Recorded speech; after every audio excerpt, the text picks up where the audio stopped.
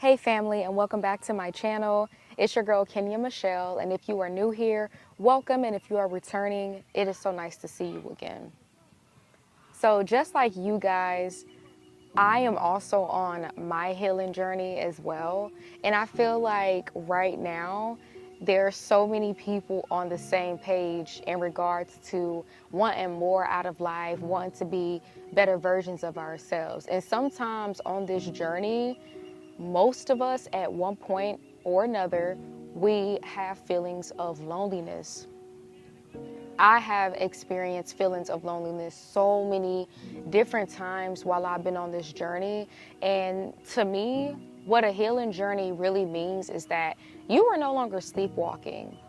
Before I embarked on this journey, I wouldn't say that I was sleepwalking, but a lot of the behaviors that I was taking part in, I wasn't really sitting back and reflecting on the consequences and the impacts that my decisions was basically having on my life. Until one day, I just got to a point in my life where I just felt like I was in a storm, and I felt like I had no control over anything, and I was just super unhappy and just unsatisfied. And then I sat down, I got my journal out, and I started writing everything that I was feeling. I started basically like brain dumping, like everything that was in my brain. I started putting it on paper and really trying to get to the root of it, or get to the root of the issue. And as I was writing everything down that was in my brain, I started to realize that I really was not being aware of what I was doing. You know what I mean? Like, I realized that I was reacting to life, and I was the reason why a lot of things was happening in my life that I didn't like. I realized that I was the problem. And I'm not gonna lie, like, you guys, like, this was a hard pill for me to swallow. So after realizing this, I decided to change my life. Like, I legit decided in that moment, I don't want to be this person no more.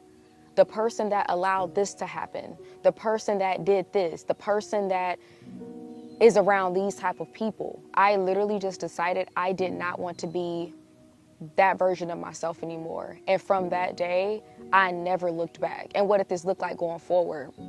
This looked like a lot of tears, a lot of prayer, a lot of frustration, fear.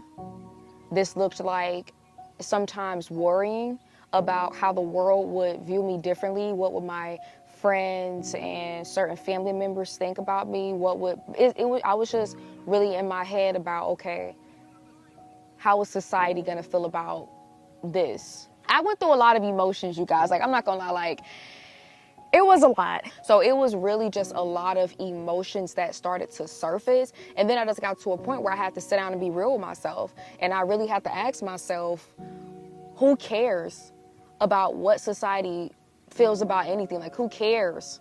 Because at the end of the day, it's your life. You know what I mean? Like, we all get one life. We get one shot. And with that being said, do you want to spend the rest of your life seeking validation and behaving in a way that's acceptable to society? Because if we're being real, majority of society are living mediocre lives anyway. I just decided that I just stopped caring. I just stopped caring because it really wasn't worth my time. It made no sense. It made no sense because the exact people that I was worrying about and the things that I was worried about them saying about me, I realized that majority of those people are not where they want to be. They're miserable. And if they're gonna critique me, it's basically to protect their own ego. Because I'm gonna share this with you guys. When you're surrounding yourself with people that are beneath you, when you're surrounding yourself with people who don't want much out of life, when you share your aspirations and your dreams with them and the plans that you have for your life, they start getting offended and their ego starts to hurt. And then they start to critique you. And it's not coming from a place of love, but more so a place of fear and scarcity, because they know that they're not living to the full capacity that they're supposed to be living in and living up to. And They will tell you things to keep you stuck on the same level that they're at. You may already be getting them for people, because if you start to succeed and you start to perform better than them, then it forces them to have to look in the mirror at themselves and look at their lives. And the majority of people who are sleepwalking through life, they don't self-reflect. They don't sit down with themselves and journal to become self-aware. They don't even think about personal development and why it's important. A lot of people are just sleepwalking through life. And that brings me back to my original point. When I embarked on this journey, and I became more self-aware, because before I embarked on this journey, I was already self-aware. It's just my self-awareness heightened is the best way that I can explain it. It heightened. And I realized, okay, and I realized that I want to heal in this area and that area and so forth and so on. And I started evaluating the people that I had around me, right? The people that I was talking to every day, the people that I was hanging out with and stuff like that, I started looking at them differently because, mind you, you have a new self-awareness. So I started looking at them and I'm just like, okay, you need to heal in this area. You need to heal in that area. And I'm not telling them this verbally, but in my mind, because I have embarked on my healing journey, because I have started to go to therapy and so forth and so on, I can start to pinpoint where their traumas are, where they need to heal, where they're broken, where they're hurt. And it's just like, you know, it's already bad enough that they're not self-aware. So if they're not self-aware, they don't know that they need to work on this and they need to heal this. They don't even know that they're struggling from it. In addition to that, you have some people that are self-aware, but they just choose not to do the work because healing is hard. Healing is hard, but it's worth it. I just had an overwhelming realization that these people are holding me back. Like, I'm gonna be honest. I just realized that I had outgrown a lot of people that I was hanging around, but I kept playing small to make them feel comfortable. Like, I'm gonna be real, that was what I was doing. And I was trying to protect their ego and protect their self-esteem and protect, you know, how they see themselves. And it's just like, I can't continue playing small and do what God called me to do. I just realized I couldn't do both. I had to create distance. And I realized that I need to start praying for people to be in my life who are on the level that I'm at right now, or at a higher level, so that I can learn from them and actually look up to somebody. Because for me personally, it just got to a point in my life where I just got tired of always being the person that people looked up to, right? That's been the majority of my whole life. I have always been that person that everybody has looked up to. And it's discouraging to look around and not have someone that you look up to. And that's been the majority of my life. Like, now God is blessing me and bringing people into my life where I can look up to them. But before, people were always looking up to me. And I'm just like, if you're always the smartest person in the room, you're never gonna grow. You're never gonna get to the next level because you're the smartest one in the room, the smartest one in the group. Like, if you're the smartest one in your group consistently, it's time for you to pick a new group, find a new group. It's because you've outgrown those people. And again, playing small and shrinking yourself to fit in the box that society has told you to fit in, you're never gonna be who God truly called you to be playing small, because He didn't call you to be small. He did not create you to be small. Another thing that I've noticed since being on my healing journey is that a lot of people are content with living in mediocrity. And don't get me wrong, right? When we start talking about success and growing and trying to be better versions of ourselves, we don't always have to think about money and materialistic things. This can also be personal development. And I just realized that a lot of times when I would share, I don't do this anymore because, trust me, I've had to learn a lot of hard lessons since being on my journey. But when I would share some of my dreams and goals and things that I wanted for my life with small-minded people, people that had scarcity mindsets, people that were lazy, people that were okay with living mediocre lives, they would almost frown at what I was telling them. They would almost make me feel bad for dreaming big and wanting to go after the things that God placed in my heart and in my mind. And for a long time, I thought something was wrong with me. I was picking myself apart, and I was thinking like, dang, like, am I doing too much? You know what I mean? Like, I was consistently just picking myself apart. And the reality wasn't that I was doing too much or that I was setting unrealistic goals or setting unrealistic expectations for myself. The goal was just I was around the wrong type of people.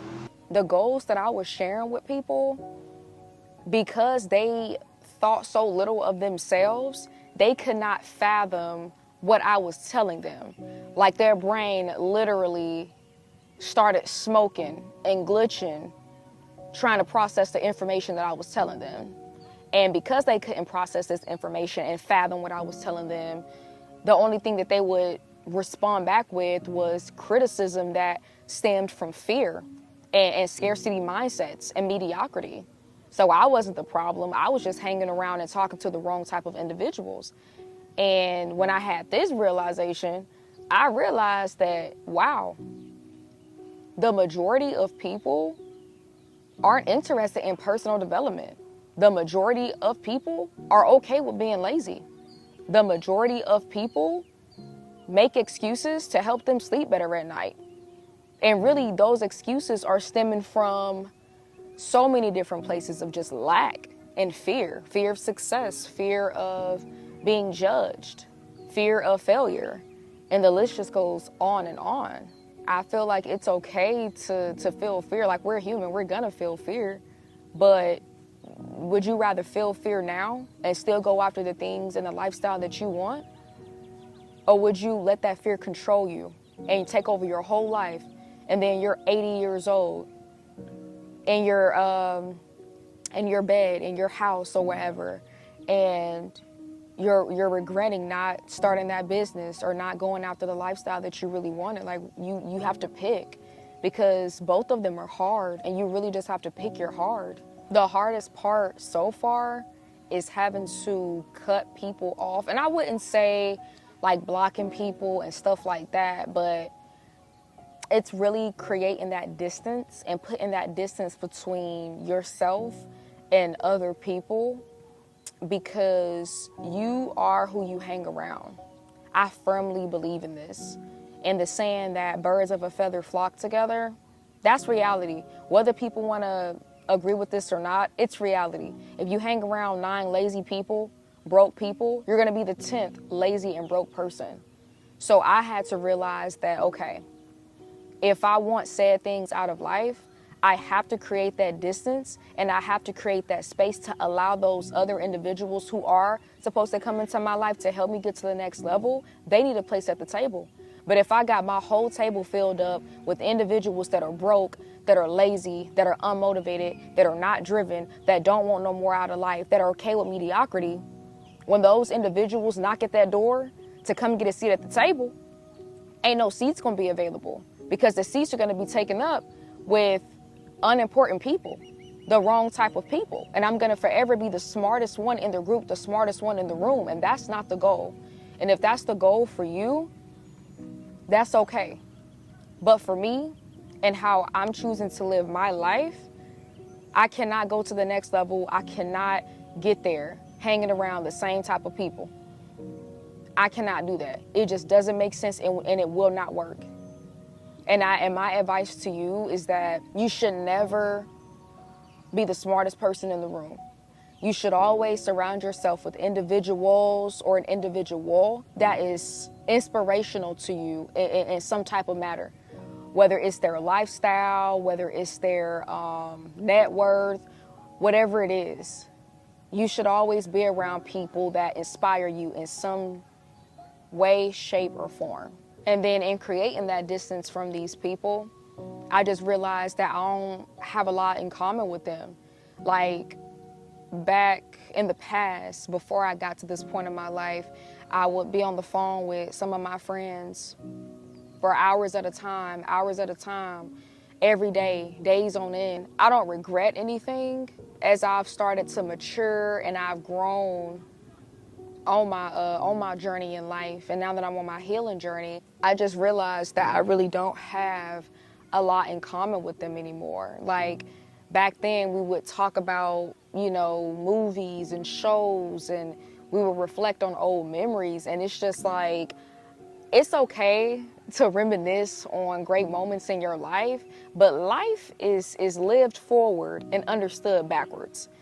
A lot of people are living life backwards and they're getting stuck in the past. And a lot of people are still stuck in the past.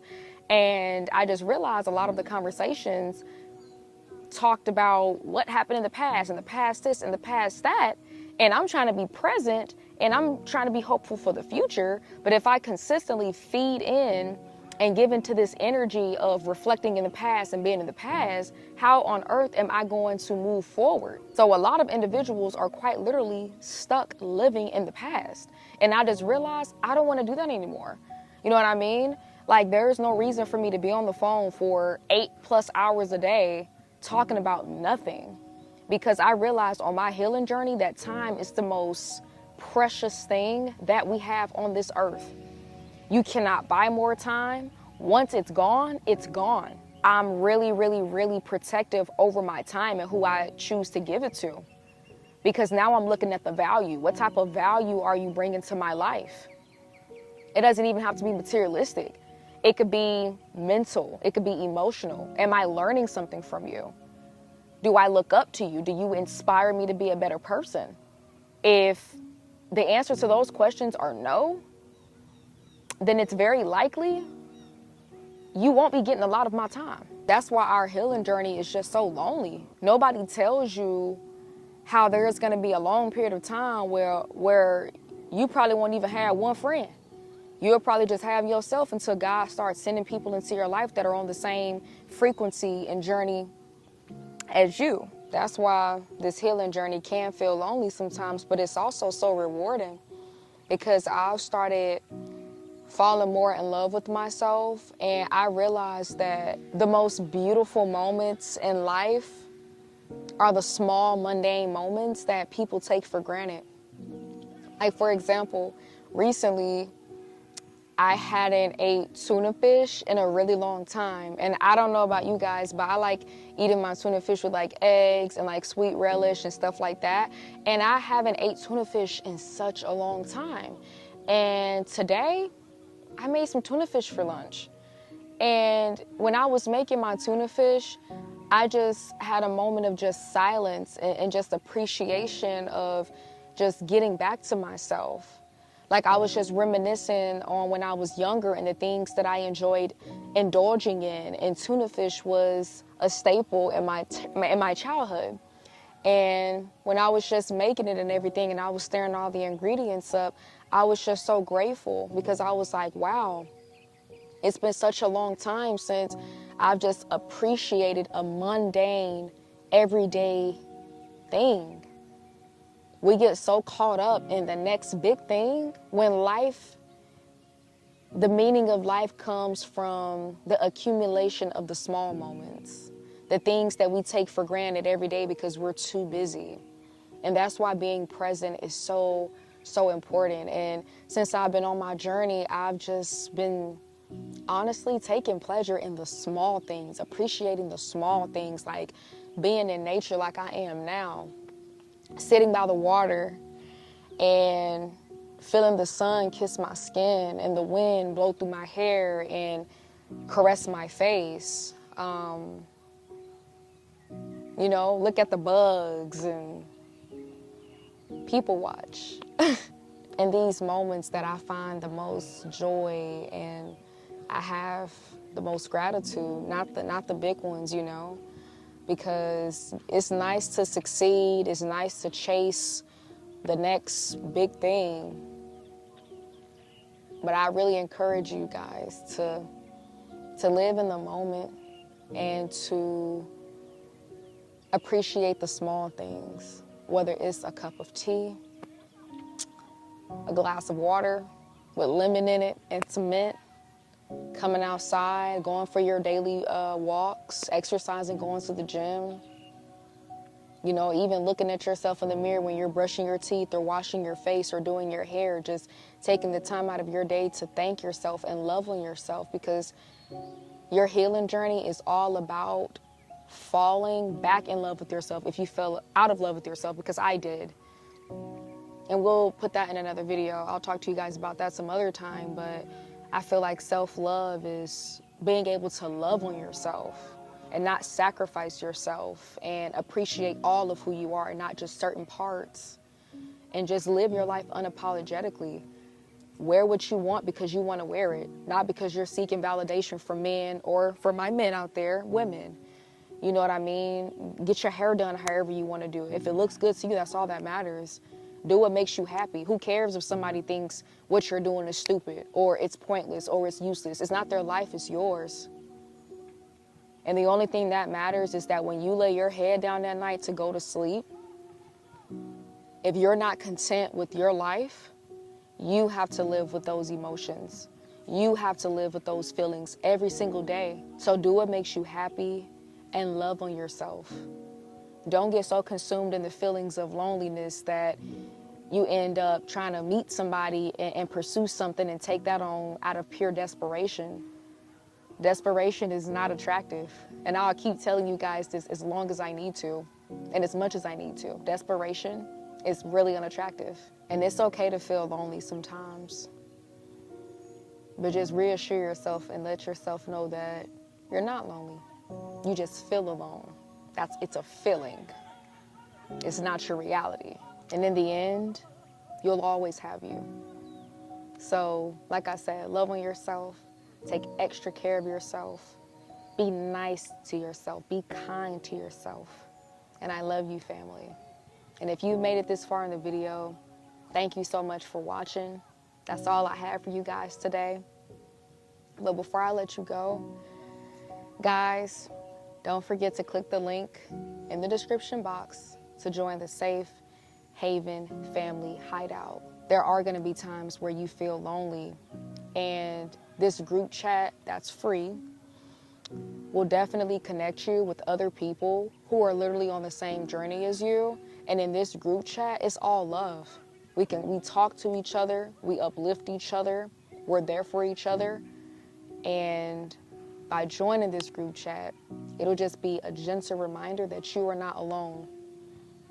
You are not alone. I love you, family, and I'll see you in the next video.